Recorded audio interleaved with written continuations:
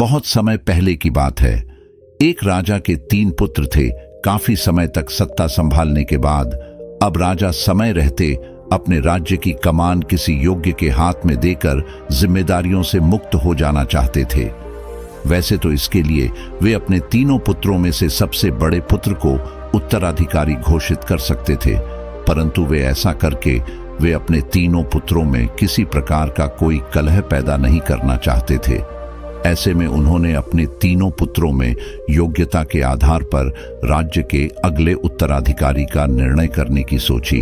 राजा का ये फैसला राजकुमार को ही नहीं वरन मंत्रीगणों को भी काफी पसंद आया, क्योंकि योग्यता के आधार पर उत्तराधिकारी का चयन होने से आगे भी राज्य का भविष्य उज्जवल रहने की पूरी उम्मीद थी।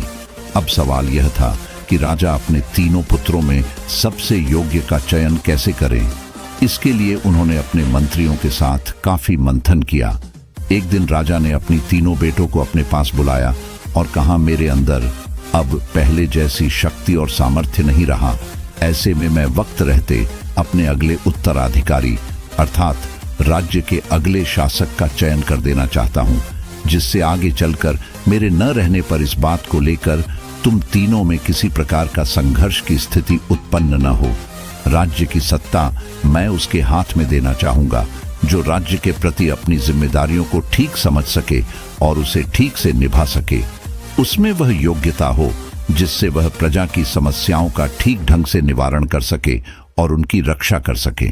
ऐसे में मैं तुम तीनों में सत्ता की कमान उसे देना चाहूंगा जो तुम तीनों में सबसे योग्य हो।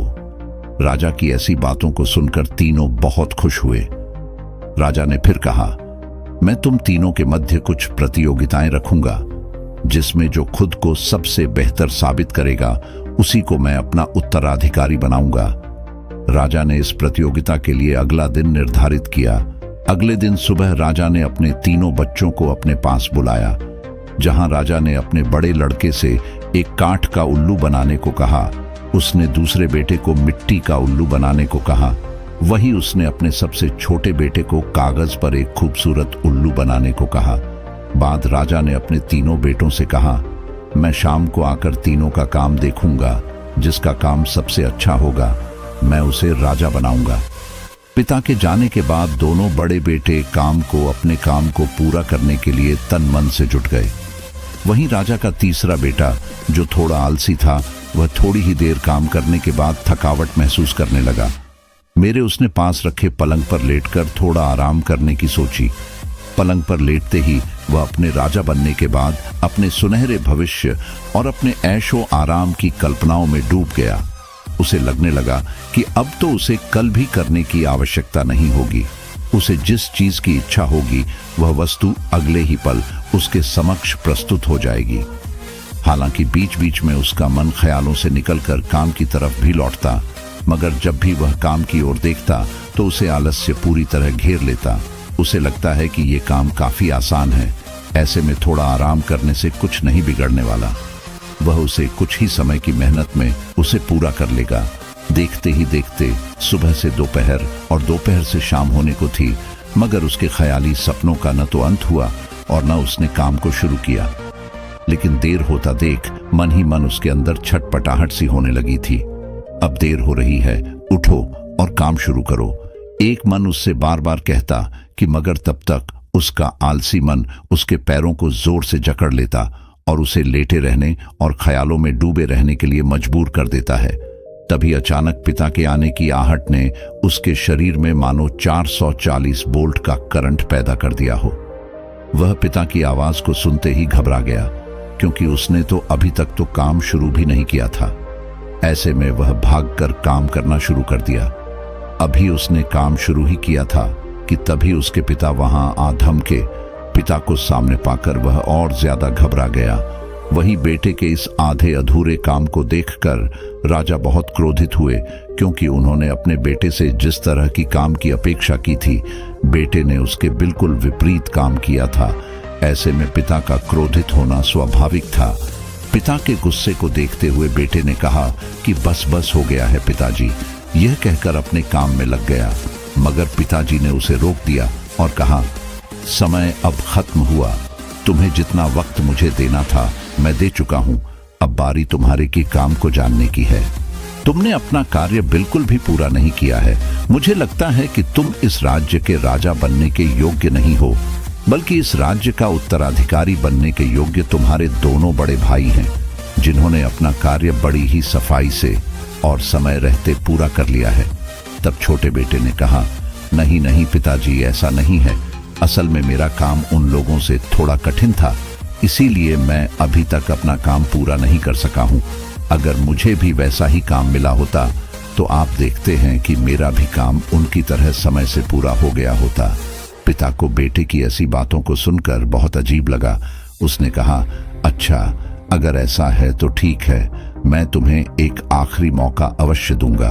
अगले दिन राजा ने बड़े लड़के को बाग में गिरे समस्त पत्तों को इकट्ठा करने एवं उन्हें गिनकर टोकरी में रखने को कहा। जाते जाते उन्होंने बेहद कठोर शब्दों में उससे कहा कि ध्यान रहे, इस कार्य में किसी प्रकार की कोई त्रुटि होने पर तुम इस प्रतियोगिता से सीधे बाहर हो जाओगे। इसके बाद राजा ने अपने दूसरे पुत्र को एक महुए के बाग में बुलाया, जहां ढेर सारे महुए पेड़ों के नीचे बिखरे पड़े थे। राजा ने दूसरे पुत्र से सभी महुआ को उठाने और उन्हें ठीक से गिनकर टोकरी में रखने को कहा। जाते जाते राजा ने उसे भी प्रतियोगिता को गंभीरता से लेने और किसी भी प्रकार की गलती न करने के लिए सचेत किया। आखिर में राजा अपने तीसरे बेटे को कनेल के फूल वाले बाग में बुलाया और उससे नीचे जमीन पर गिरे हुए सारे फूलों को इकट्ठा करने एवं उन्हें ठीक से गिनकर टोकरी में रखने को कहा। इस प्रकार राजा अपने तीनों बच्चों को काम सौंपकर वहां से चले गए। शाम को वे अपने बेटों को दिए गए कार्यों मूल्यांकन करने के लिए निकले। राजा पहले और दूसरे बेटे के काम को देखकर बहुत प्रसन्न हुए, क्योंकि दोनों ने ही कार्य को पूरी ईमानदारी और लगन के साथ करते हुए समय रहते ही पूरा कर लिया था। ऐसे में अब बारी थी अपने तीसरे बेटे के किए को जानने की।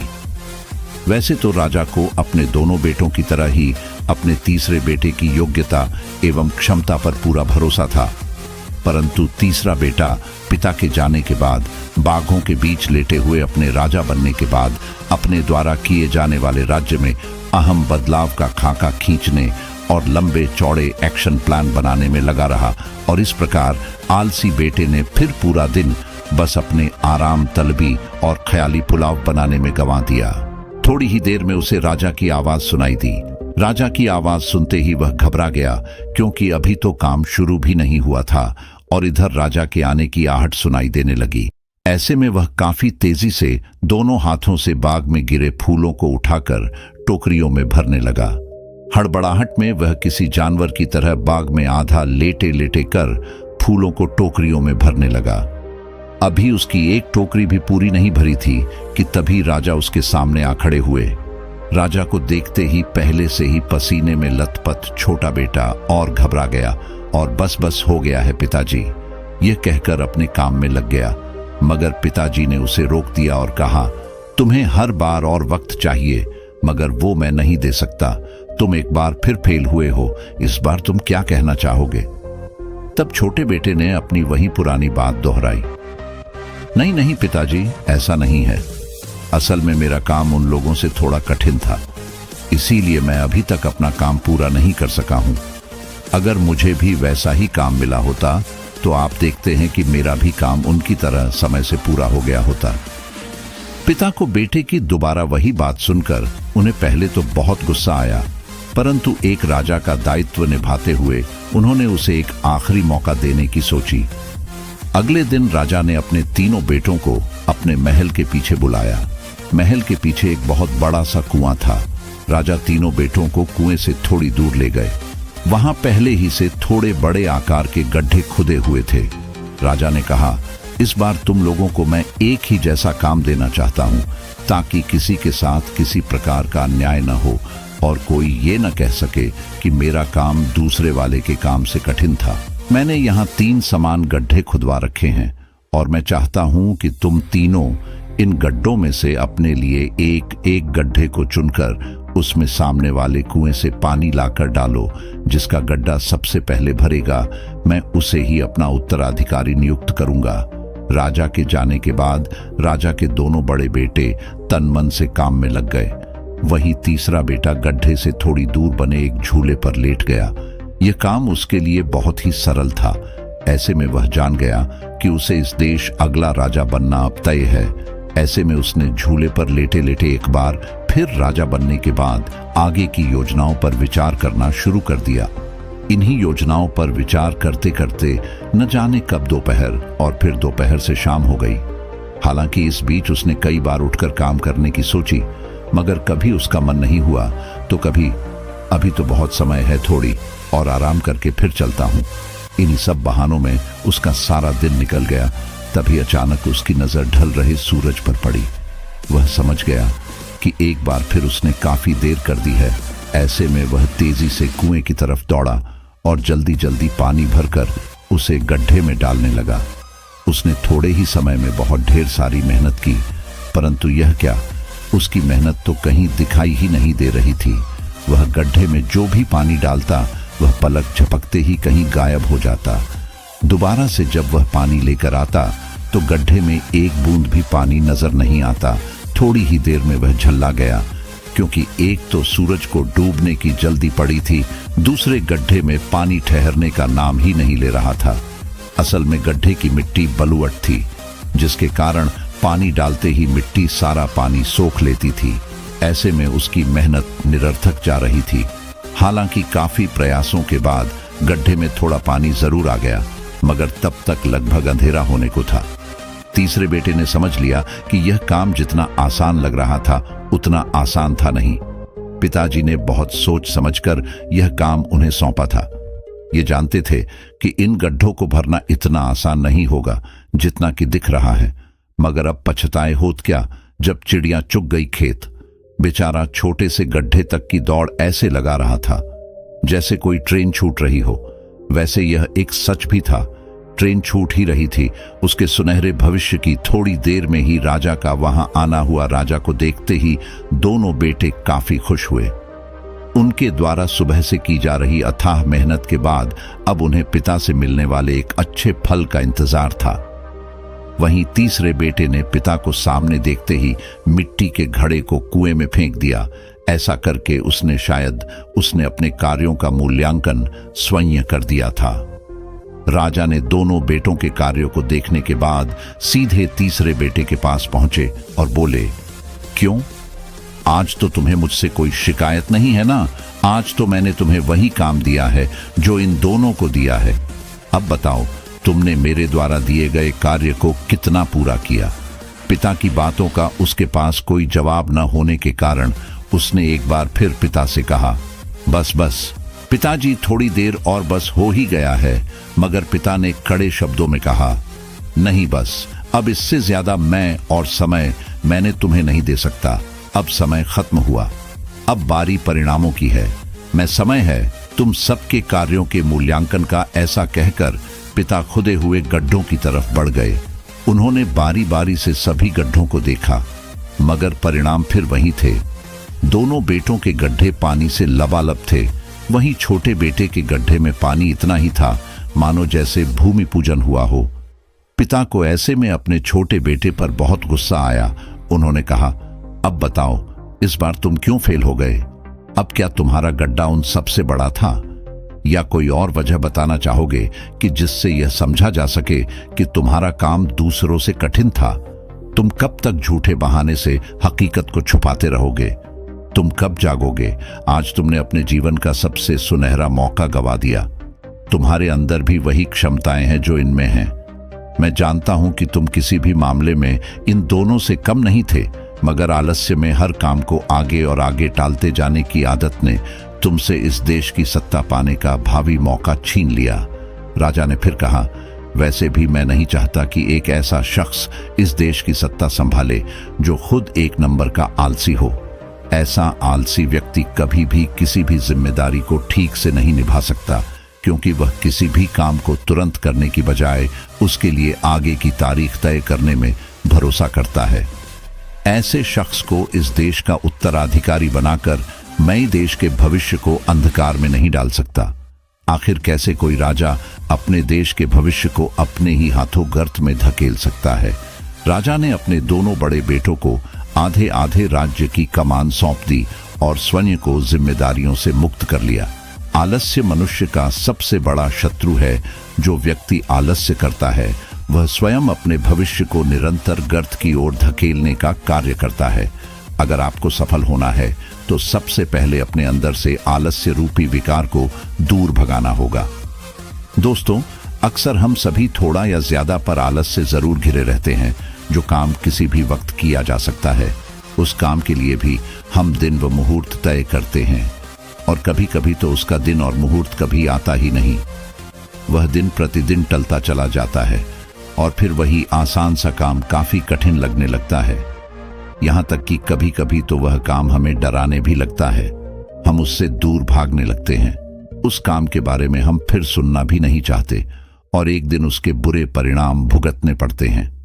आलस्य एक प्रकार का विकार है जो कम या ज्यादा हर किसी में जरूर होती है। हम इसे अपने से जितना दूर रख पाएंगे, खुद से जितना दूर भगा पाएंगे, हम अपने काम को उतने ही सही तरीके से पूरा कर सकेंगे और अपने लक्ष्य के प्रति खुद एक प्रकार का अवरोध न बनकर उसे सही समय पर सफलतापूर्वक पूरा कर सकेंगे। इसीलिए बेहतर होगा कि आज से ही हम ये प्रॉमिस करें कि जो काम हमें मिला है उसे वक्त रहते पूरा कर दें। लेजीनेस एवं आराम तलबी को काम पूरा होने तक किसी भी हाल में अपने समीप नहीं आने देंगे। अगर हम ऐसा प्लान करके चलेंगे तो निश्चित रूप से कभी भी लेजीनेस हमारे काम में बाधक नहीं बन सकती। दोस्तों, इस कहानी में हमने आपको एक रियल लाइफ कहानी आपको बताई है। ये कहानी हमें इंस्पायर करती है और हमें प्रेरित करती है। लाइफ में आगे बढ़ने के लिए इस कहानी के जरिए हम सफलता को पा सकते हैं, उसे हासिल कर सकते। हम आशा करते हैं कि आपको हमारी ये कहानी जरूर पसंद आई होगी। अगर आपको हमारी रियल लाइफ कहानी पसंद आई हो तो अपने दोस्तों के साथ जरूर शेयर करें और अपनी राय हमें नीचे कमेंट बॉक्स में जरूर दें। ऐसी और नई नई प्रेरणादायक मोटिवेशन कहानी के लिए हमारे चैनल को सब्सक्राइब करना न भूलें, ताकि आपको हमारे नए नए कहानी की नोटिफिकेशन आप लोगों को समय समय पर मिलती रहे और आप उसका भरपूर लाभ उठा सकें। अपना कीमती समय हमें देने के लिए आपका तहे दिल से धन्यवाद।